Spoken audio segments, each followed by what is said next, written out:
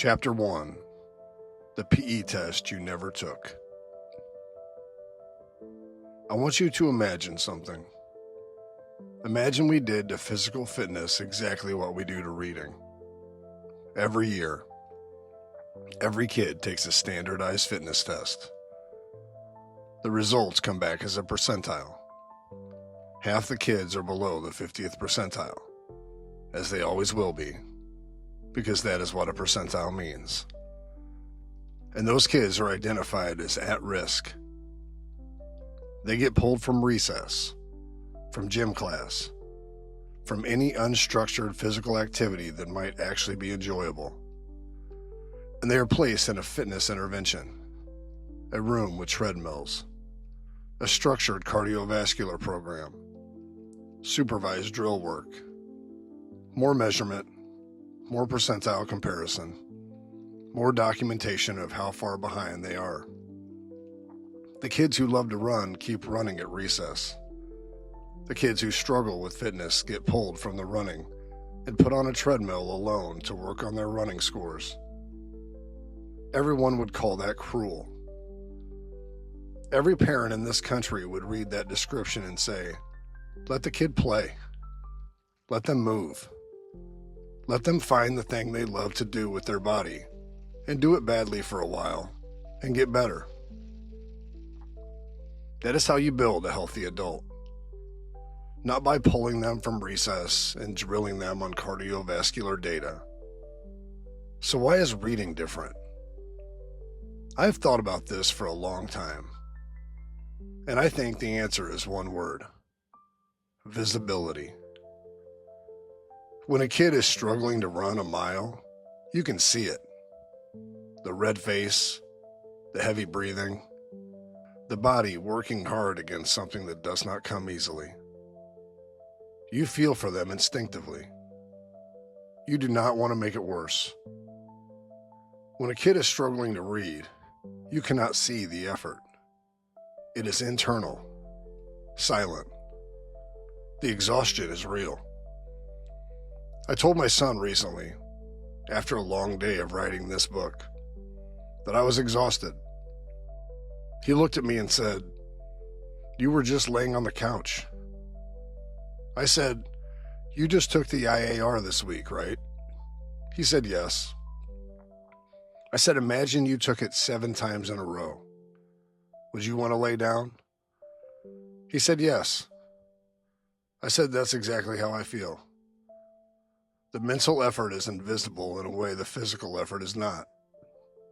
And because it is invisible, we have convinced ourselves that more of it is always better. That the kid who is struggling with reading just needs more reading, more drill, more intervention, more time in a room doing more of the thing they are already worst at, while the kids who find reading easy keep doing the things everyone finds easy. We would never do that to a struggling runner. We have been doing it to struggling readers for 30 years, and we have called it support. I was a PE teacher before I was a principal. I watched what happened to PE over the course of my career, and I think it is the most honest case study available for what happens when you attach a measurement to something that was working. When I started teaching, PE was movement, games, kids running around in a gym, playing something they wanted to play, getting their bodies working, laughing, competing, figuring out what they could do. The best elementary PE classes I ever saw looked like organized chaos, noise, energy, sweat, arguments about the rules that got resolved in 10 seconds, and then play resumed. Those kids were getting more real exercise in 40 minutes than most adults get in a week. And they did not know they were exercising. They thought they were playing. That was the point. That was always the point. Then we started measuring fitness, presidential fitness tests, body mass index tracking, cardiovascular benchmarks. The moment you attach a percentile to something in a school, the school starts optimizing for the percentile instead of the thing the percentile was supposed to measure. So PE started looking more like a fitness class and less like a game. More structured, more documented, more fun started leaving. Not all at once, but the way the fun always leaves when someone decides it needs to be justified by a number. Here's what happened next. The kids started getting heavier, less healthy, less active. Not because PE teachers got worse at their jobs, because we destroyed the thing that made kids want to move. A kid who feels assessed during physical activity learns to dread physical activity.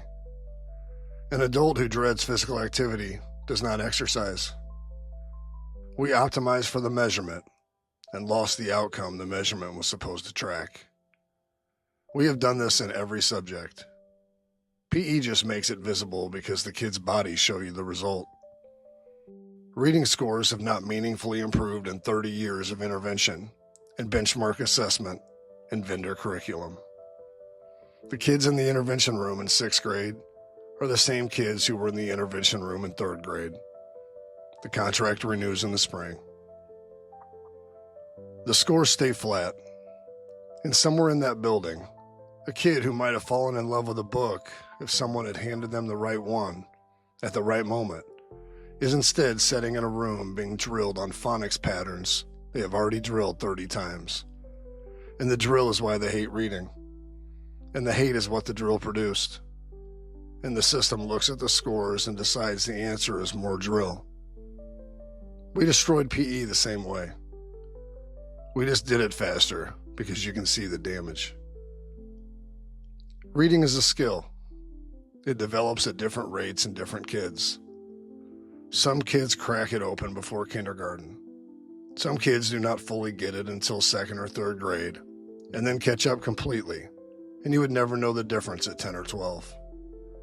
Some kids will never be elite readers, the ones who finish a book in an afternoon, who process written language with speed and ease. The same way some kids will never dunk a basketball. That is not a crisis.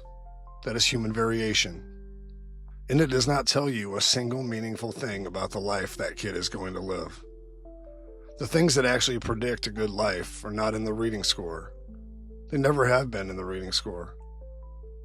They are in the things we stopped grading. Does this kid show up? Can they work with people they did not choose? Do they know what they are good at? And do they work at getting better at it? Can they be coached? Can they sit with something hard and not quit? Can they fail and come back? Those things do not live at a Lexile level. They live in band, in the sport they chose because something about it lit them up, in the elective they got to keep because someone in the building decided their relationship with school mattered more than closing a gap on a graph that was never going to fully close anyway, because half of the kids will always be below the 50th percentile, and that is arithmetic, not a crisis.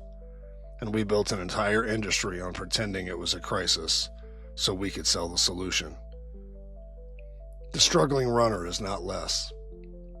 The struggling reader is not less.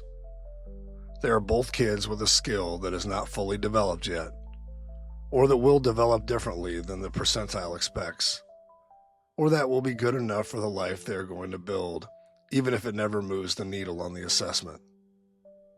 What they both need is not a treadmill. It is a reason to keep showing up.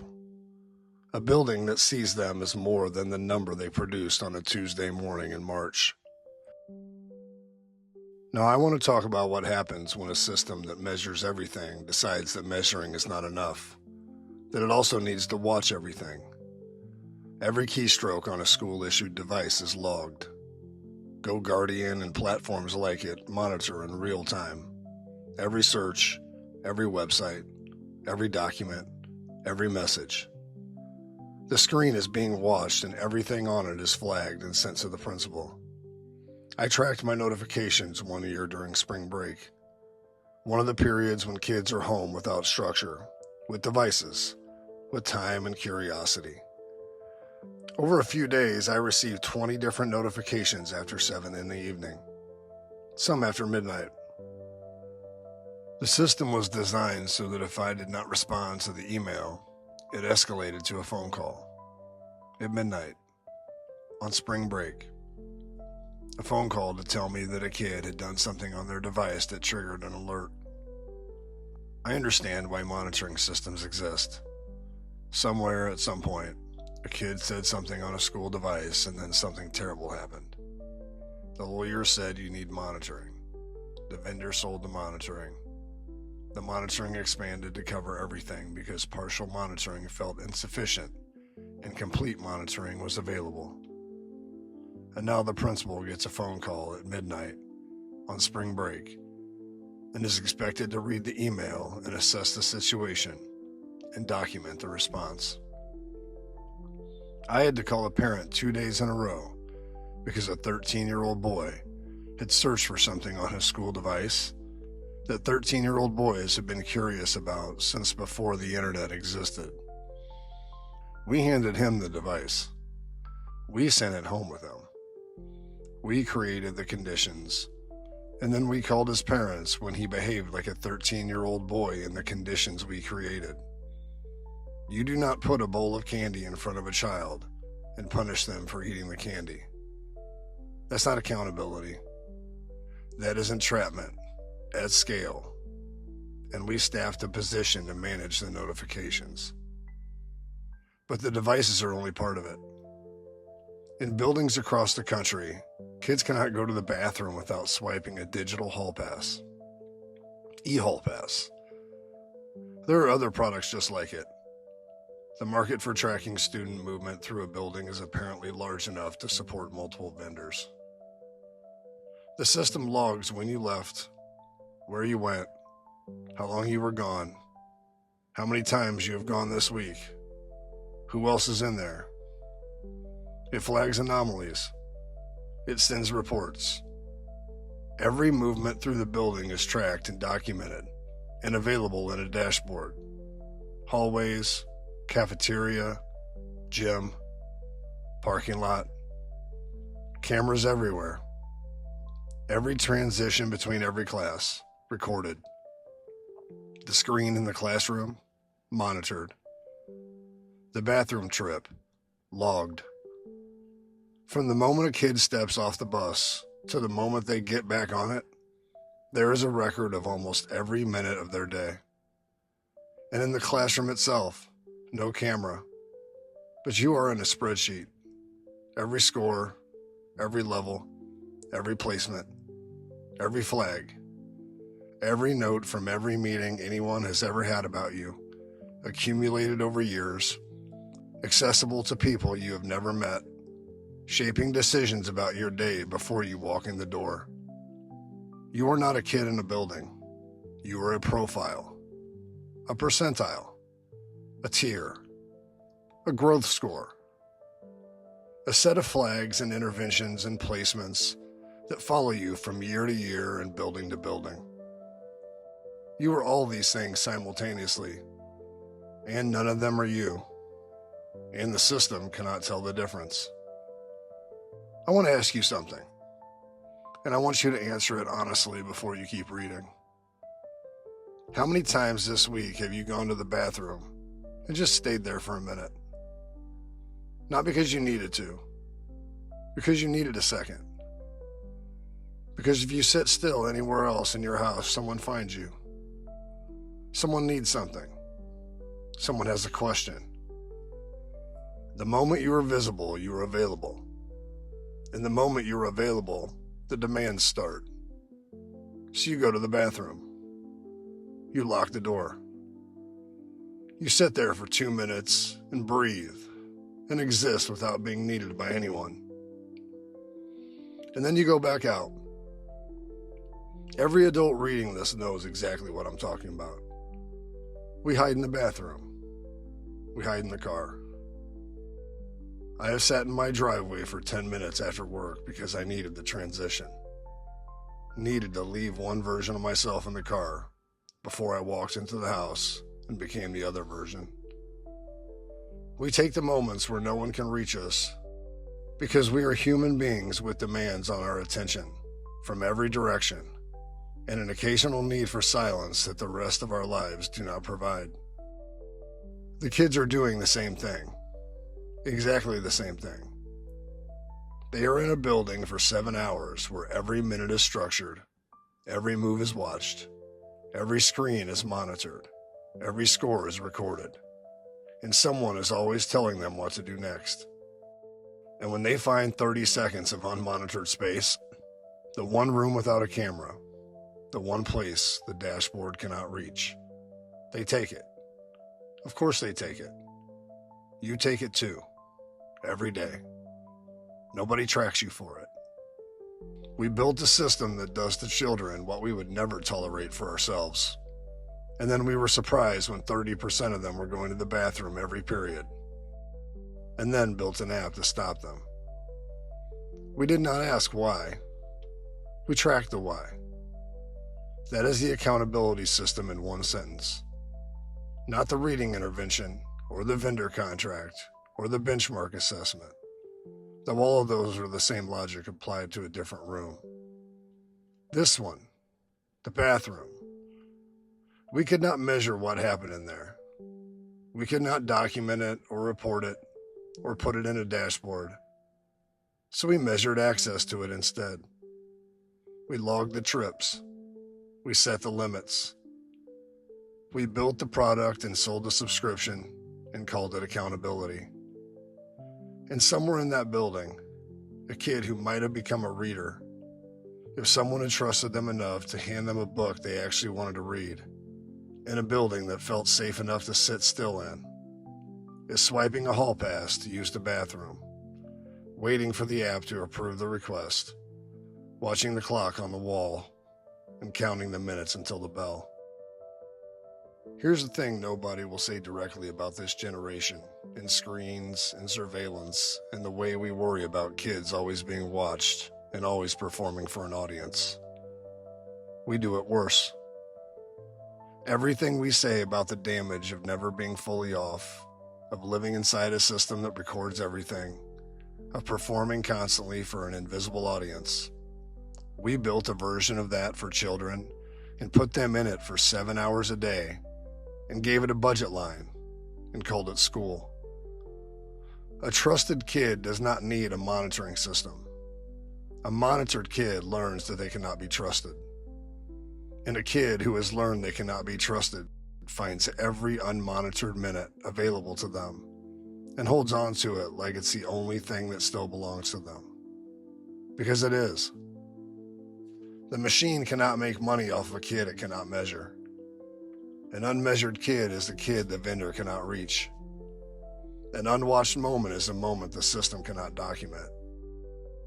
And a system built on measurement and documentation cannot tolerate the existence of a space it does not control. So it tracked the bathroom. We destroyed the thing that worked. And then we watched to make sure the destruction was complete.